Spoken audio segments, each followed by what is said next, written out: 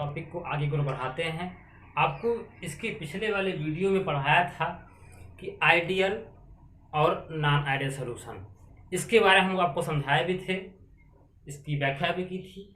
आज हम इस टॉपिक को आगे की ओर बढ़ा रहे हैं और आपको ये आज बतलाने का प्रयास करेंगे कि जो धनात्मक विचलन और ऋणात्मक विचलन क्या होता है, इन दोनों का डायग्राम क्या होता है। आप एनसीईआरटी में पृष्ठ नंबर 47 पर आप देखेंगे तो वहाँ पर सब कुछ दिया गया है, लेकिन हम वही चीज़ें आपको हम मौखिक समझाने का प्रयास करेंगे। देखिए, आज की जो हेडिंग है वह non ideal solution with positive deviation, Hindi में से कहें तो अनादर्श विलयन का धनात्मक विचलन। अच्छा, एक बात यहाँ पर समझिए कि यह नॉन आइडियल है। नॉन आइडियल है, इसका मतलब क्या है? इसका मतलब कन्फर्म हो जाता है कि इस पर राउल्ट का नियम नहीं लगेगा। पहली बात कन्फर्म है कि इस पर जो राउल्ट्स लॉ है उसका पालन ही नहीं करेगा। कन्फर्म भाई, नॉन आइडियल है, हमारी बिगिनिंग भी वहीं शुरू हो रही है, इस पर राउल्ट का नियम का पालन नहीं होगा। तो क्या होगा इस पर देखिए, इसमें क्या क्या कंडीशन है, क्या क्या चीजें हैं, आपको समझिएगा, आराम समझिएगा आप लोग। हम यहाँ पर जो भी लेंगे वो बाइनरी सॉल्यूशन लेंगे। ए को हमने माना है, ए को हम मानेंगे सॉल्वेंट और बी को हम मानेंगे सोल्यूट।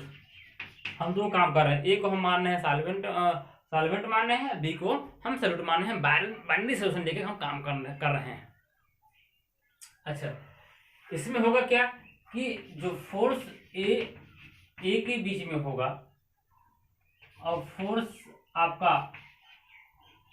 आपका ए और बी के बीच में होगा, इसमें क्या होगा कि ए मतलब सेम सब्सटेंस के मॉलिक्यूल पर जो फोर्स लगता है उसे हम कोहेसिव फोर्स बोलते हैं, उसे हम कोहेसिव फोर्स बोलते हैं। और डिफरेंट अलग अलग सब्सटेंस के मॉलिक्यूल पर जो फोर्स लगता है उसे बोलते हैं एडहेसिव फोर्स बोलते हैं।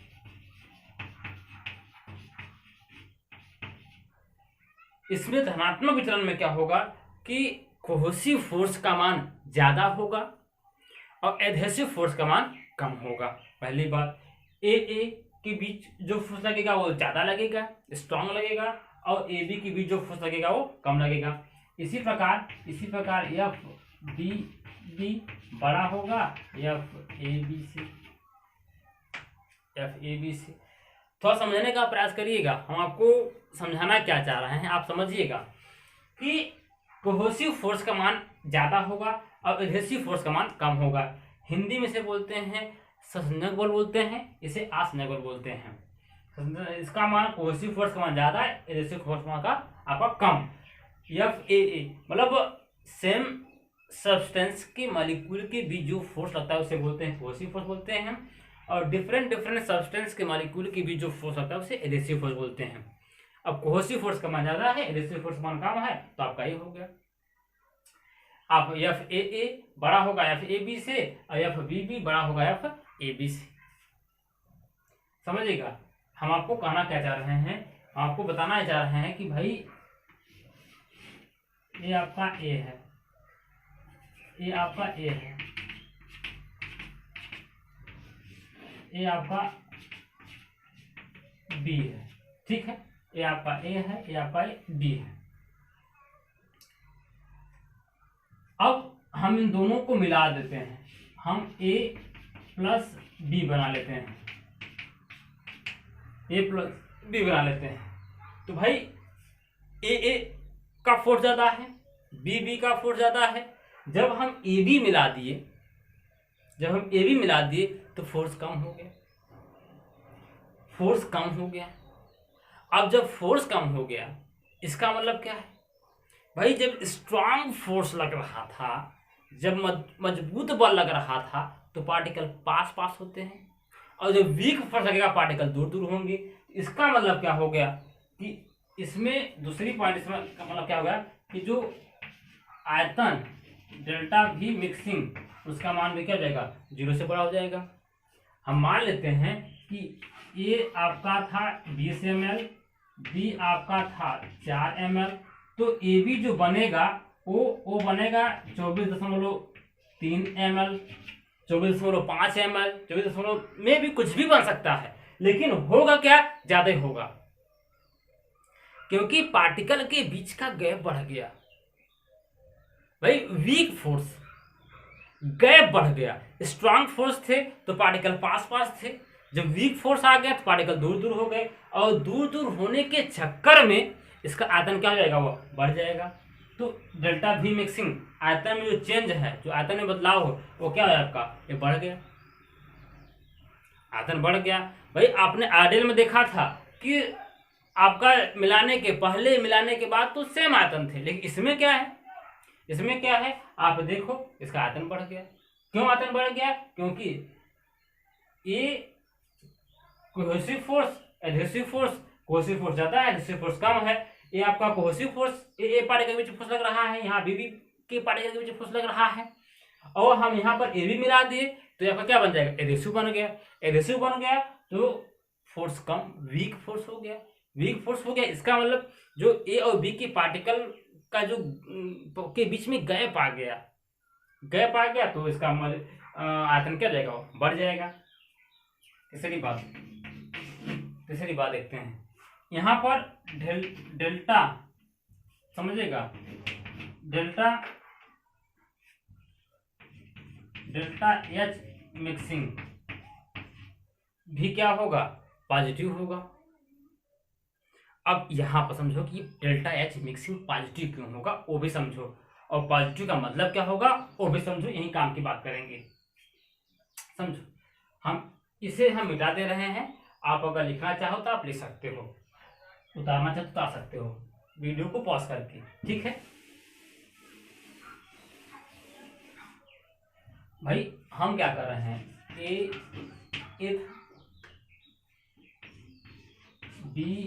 बी था, हम क्या बना रहे हैं, ए बी बना रहे हैं। और समझिएगा, ए था एक का कंटेनर में, दूसरे में आपका बी था, और हम दोनों को मिला करके हम ए बी बना रहे हैं, और ए के बीच फोर्स स्ट्रांग है, और स्ट्रांग फोर्स को हम तोड़ रहे हैं, बी के बीच फोर्स स्ट्रांग है, हम स्ट्रांग फोर्स तोड़ रहे हैं। ये क्या था, ये क्या है आपका,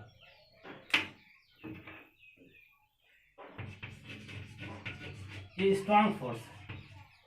भाई ए के बीच कोहेसिव फोर्स स्ट्रांग फोर्स है, बी का बीच स्ट्रांग फोर्स है।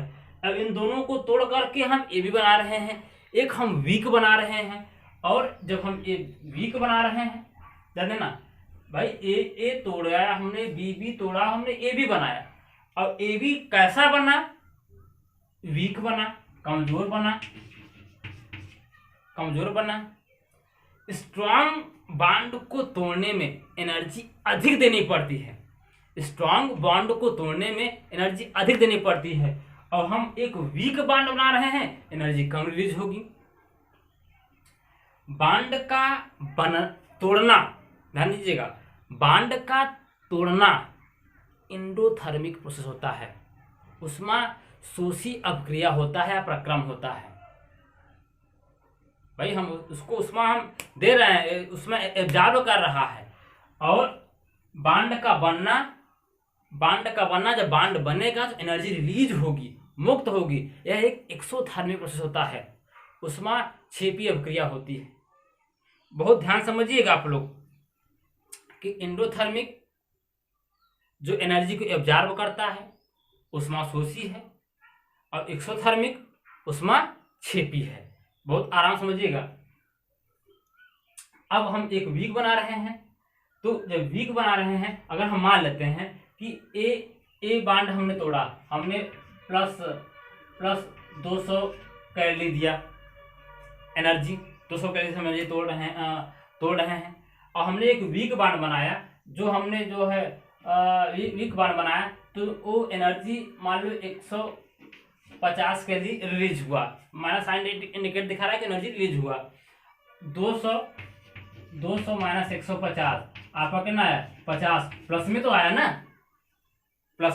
ना, आपका जब प्लस में आया तो इसका मान देखो डेल्टा एच मिक्सिंग प्लस में आ रहा है, 0 से बड़ा आ रहा है, मतलब प्लस में आ रहा है। एंडोथर्मिक प्रोसेस एक उष्माशोषी होता है। एंडोथर्मिक में क्या होता है, मुझे एनर्जी को देनी पड़ेगी, और एक्सोथर्मिक मतलब क्या होता है, एनर्जी को रिलीज करेगा। अब बांड को तोड़ने में एनर्जी देनी पड़ेगी। भाई ये चाक है, इस चाक को तोड़ने में एनर्जी मुझे देनी पड़ेगी, और बंध को बनाने में एनर्जी रिलीज होती है, मुक्त होती है, जिसे एक्सोथर्मिक प्रोसेस कहते हैं। अब मैं कर क्या रहा हूं, मैं एक स्ट्रांग बॉन्ड को तोड़ रहा हूं। जब एक स्ट्रांग बॉन्ड को तोड़ रहा हूं तो क्या करेंगे, एनर्जी एब्जॉर्ब करेगा, और एनर्जी एब्जॉर्ब करेगा। और एक वीक बॉन्ड बना रहे हैं, ये भी एक वीक बॉन्ड है, आपका लिखा है वीक बॉन्ड बन रहा है, तो एनर्जी को रिलीज करेगा और कम ही करेगा। और इन दोनों का हम सम देखते हैं तो आपका प्लस आ रहा है। इसका मतलब जो डेल्टा एच मिक्सिंग है वो आपका 0 से बड़ा है, पॉजिटिव वैल्यू आ रहा है। इसका मतलब ये जो प्रोसेस होगा वो कैसा होगा, एंडोथर्मिक प्रोसेस होगा, उष्माशोषीय क्रिया होगी। अब ये समझो, पहले हमने ए बी अलग अलग थे, ए बी हमने मिलाया है। कहां पर बच्चे समझ नहीं पाते वो भी समझो, ध्यान देना। जैसे ए भी रूम में रखा है और बी भी रूम में रखा है। मान लेते हैं कि इस रूम का टेम्परेचर आपका 30 डिग्री सेंटीग्रेड सेल्सियस है, बी का भी आपका 30 डिग्री सेंटीग्रेड। अब जब ये विलयन बनेगा, जब ये ए बी विलयन बनेगा, इसमें होगा क्या, ये देखो, जब ये बनेगा तो इसमें ये होगा कि भाई डेल्टा एच मिक्सिंग का मान 0 से बड़ा, मतलब एंडोथर्मिक मतलब उष्माशोषी, उष्मा को एब्जॉर्ब करेगा। इसका मतलब क्या है, उष्मा को एब्जॉर्ब कब करेगा, भाई लास्ट में अपने रूम टेम्परेचर पर भी आ जाएगा, और लास्ट में कितने पर आ जाएगा, वो 30 डिग्री सेंटीग्रेड पर आ ही जाएगा। जितना रूम का टेम्परेचर है उतना ही आ जाएगा, थर्मल इक्विलिब्रियम के माध्यम से उतना ही आ जाएगा। ए भी 30, लेकिन हुआ क्या, ये कैसे एनर्जी को एब्जॉर्ब किया। इसका मतलब जब ये विलयन बन रहा होगा, जब उस समय विलयन बन रहा होगा, उस टाइम इसका टेम्परेचर कम हो गया होगा, तभी तो बढ़ा बाद में। भाई एनर्जी क्यों लेगा, बताइए आप, एनर्जी क्यों लेगा, एनर्जी इसलिए लेगा कि इसका तापक्रम कम हो गया था, तभी तो एनर्जी को एब्जॉर्ब किया। भाई अगर हम बात करें कि भाई एक कटोरे में हम पानी भर रहे हैं, तो इसकी एक लिमिटेशन तक हम पानी भर सकते हैं। यहां तक पानी आ गया तो फिर पानी बाहर फ्लो करना शुरू कर देगा। लेकिन जब तक ये ले रहा है, इसका मतलब इसमें जगह है, इसका आयतन में है, इसकी जगह है, तभी तो ले रहा है ना ये चीजें। तो ड्यूरिंग द प्रोसेस, जब हमें विलयन बना रहे थे, उस टाइम इसके तापक्रम में कमी आ गई थी, डिक्रीजिंग टेम्परेचर। भाई तापमान में कमी आएगा तभी एनर्जी को एब्जॉर्ब करेगा, अन्यथा एब्जॉर्ब नहीं करेगा। हाँ, बाद में वो सबका तापक्रम सेम हो जाएगा, लेकिन जिस समय ये बन रहा था, ए बी जिसमें विलयन बन रहा था, उस टाइम इसका टेम्परेचर लो हो गया था, decreasing temperature during the solution. जब ये विलयन बन रहा होगा तो उस समय इनका टेम्परेचर हमारा क्या होगा, वो कम हो गया होगा। तो इसके टेम्परेचर में क्या हो जाएगी आपकी, एक कमी हो जाएगी, डिक्रीजिंग टेम्परेचर हो जाएगा आपका ये। अच्छा, अब आगे बढ़ते हैं, थोड़ा समझिएगा। अगर नहीं समझ में आएगा तो आप कमेंट करिएगा। थोड़ा सा देखो, चीजें नई चीजें हैं, आप इंटरनेट पहुंच गए हो, समस्या तो आपके सामने है, हम जानते भी हैं, मन में क्वेश्चन उठ रहे होंगे, ये भी मुझे पता है, लेकिन हमारा पूरा प्रयास रहता है कि आपको चीजें समझ में आ जाएं। नहीं आएगा तो आप कमेंट में करा करिए, टाइम मिल जाएगा तो ठीक है, टाइम नहीं मिल पाएगा तो कोई बात नहीं है। हाँ, लेकिन आप लोग इसे करा करिए। अच्छा चलिए आगे चलते हैं। अब इसे मिटा दे रहे हैं, आप नोट कर लीजिएगा।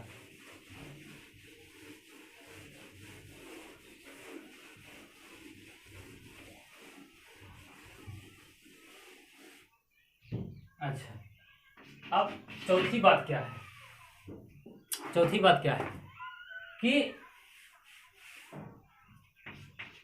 पी ए बड़ा होगा पी नॉट ए एक्स ए से। भाई राउल्ट का नियम तो लगेगा ही नहीं। अब पी ए का मान पी नॉट ए एक्स ए से बड़ा क्यों होगा, बड़ा क्यों होगा? क्योंकि जो ए और बी बना है एक वीक बना है, एक कमजोर बने हैं, और जो पी बी होगा वो भी P not B X B से बड़ा होगा।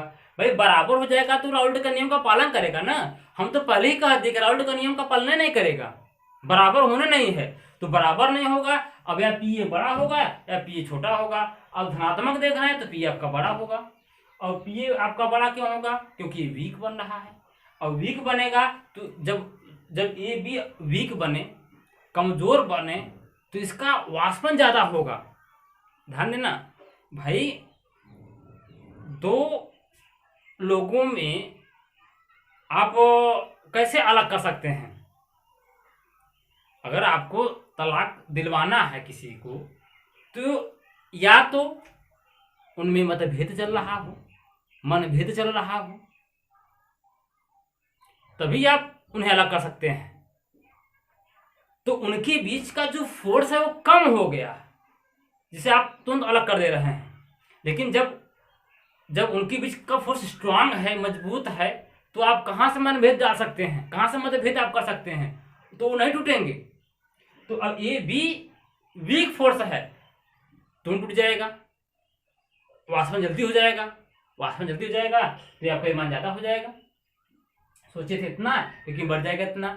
वीक होने के कारण इसका वाष्पन ज्यादा होगा, वाष्पन ज्यादा होगा तो इससे आपका मान बड़ा हो जाएगा, ये मान बड़ा होगा, इससे आपका मान बड़ा होगा, ये ठीक है, ये आपका मान बड़ा हो जाएगा। अच्छा अब डायग्राम में देखो, डायग्राम में देखो भाई, वीक बांड होने के कारण, ध्यान समझिएगा, वीक बांड हो जाने के कारण इसका वेपराइजेशन ज्यादा होगा, वेपराइजेशन ज्यादा होगा तो वेपर प्रेशर भी ज्यादा हो जाएगा। ये कंडीशन है, ये कारण है आपका, ठीक है। डायग्राम देखो थोड़ा सा,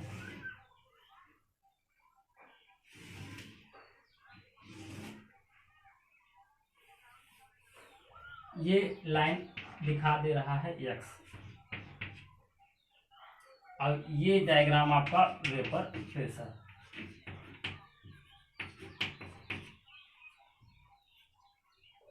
यहाँ पर एक्स ए बराबर 0 और एक्स बी बराबर 1। आपको पता है कि आपको बताया था एक्स ए धन एक्स बी का मान हमारा 1 होता है, तो एक्स ए 0 है तो एक्स बी का 1 होना होगा। इसका मतलब यहाँ पर क्या है, प्योर बी है, और यहाँ पर एक्स बी का मान 1 और एक्स ए का मान 0। यहाँ पर इसका मतलब क्या है, ये प्योर बी है।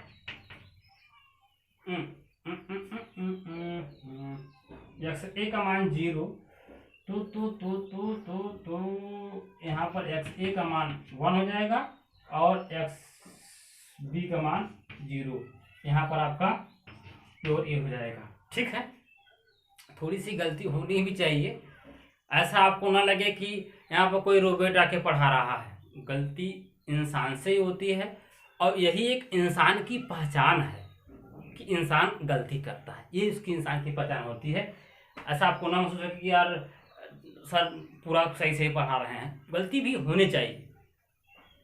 उतना भी गलती ना हो कि आपका कंसेप्ट खराब हो जाए। ये हम नहीं कहना चाह रहे हैं कि पूरा कंसेप्ट गलती पढ़ा दो, नहीं, कंसेप्ट सही होना चाहिए, और ये हमारा पूरा विश्वास आता है कि हम कंसेप्ट को पूरी तरीके से आपको सही पढ़ाएंगे। यहाँ प्योर आपका बी है, क्योंकि बी बराबर 1 है, यहाँ प्योर आपका ए है। अच्छा अब होना चाहिए था ऐसा, होना चाहिए था ऐसा। एक बताओ यहाँ पे देख लो। अब चलिए आपको जो है पी बराबर क्या होगा according Dalton's law, P A धन पी बी, ए डाल्टन्स लॉ के अकॉर्डिंग आपका हो जाएगा। तो एक लाइन इसकी भी डायग्राम ऐसे बनेगा, ये डायग्राम ऐसे बनेगा, और पी ए और पी बी दोनों मान बड़े हैं इससे, ये आपका क्या देगा P not A X A plus P not B X B. तो समझिएगा इसे, पी बराबर पी ए धन पी बी, और ये बड़ा है P not A X A, P not A X A और धन P not B X B से। अब इसका डायग्राम भी कैसे बनेगा, इसका डायग्राम देखो भाई। ये आपका पूरी तरीके से क्या है, ये आपका पी नॉट, यहाँ पर पी नॉट ए है, यहाँ पर आपका पी नॉट बी है। ये लाइन प्योर बी है, लाइन प्योर ए है। तो पी ए का डायग्राम कैसे बनेगा, ऐसे बनेगा भाई। P A P not x से बड़ा है ना भैया, तो इसका डायग्राम बड़े ना बनेगा, बड़ा बनेगा। और पी बी का डायग्राम ऐसे बन जाएगा। और जो टोटल प्रेशर है पी ए धन पी बी, वह देखो ये भी बड़ा है आपका। देख रहे हो नहीं देख रहे हो, ये आपका मैं लिख दे रहा हूं पी ए, ये आपका पी बी, ये आपका जो है पी आपका पी ए धन पी बी जो बड़ा है पी नॉट ए और पी बी से, ठीक है। ये डायग्राम मैं पूरा लिख देता हूं, P not A X A धन P not B X B. बहुत आपको आराम से समझने की जरूरत है इसमें, बिना समझे तो कुछ हो नहीं सकता, पड़ेगा समझना, जरूरी भी है। डायग्राम थोड़ा सा कंजेस्टेड है, मन में ख्याल आ रहे होंगे भाई, जब प्योर था आइडियल था तो डायग्राम बिल्कुल सीधे बन रहे थे, उसमें कोई बॉन्डिंग नहीं थी। लेकिन अब हो क्या रहा है, देखो P not A X A, P A का मान ज्यादा है, इससे ज्यादा है तो डायग्राम भी तो ज्यादा जाएगा ना।